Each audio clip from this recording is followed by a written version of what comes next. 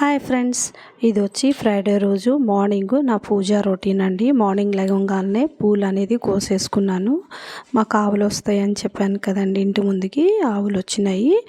అవి దానా పెట్టేసి ఇంకా కొద్దిసేపు స్పెండ్ చేసి ముగ్గు అనేది పెట్టేసేసుకున్నాను. బాబుకి లంచ్ అనేది ప్రిపేర్ చేసేసి ఫ్రెష్ అయిపోయి పూజ దగ్గరకు అనేది వచ్చామండి. పూలు అలంకరించుకొని దీపారాజన అనేది చేసుకున్నానండి. నేను ప్రతి శుక్రవారం ఉప్పు దీపం అనేది వెలిగించుకుంటానని చెప్పాను కదా, ఉప్పు దీపం కూడా వెలిగించుకున్నాను. వెలిగించుకోవడం వలన చాలా మంచి జరుగుతుందండి. ఇంట్లో నిత్య పూజ చేసుకోవడం వల్ల ప్రశాంతతగా ఉంటుందండి. మాకు ఇంట్లో స్ఫటికలింగం ఉంది. పంచాక్షరి మంత్రంతో ప్రతిరోజు మేము అభిషేకం అనేది చేసుకుంటాము.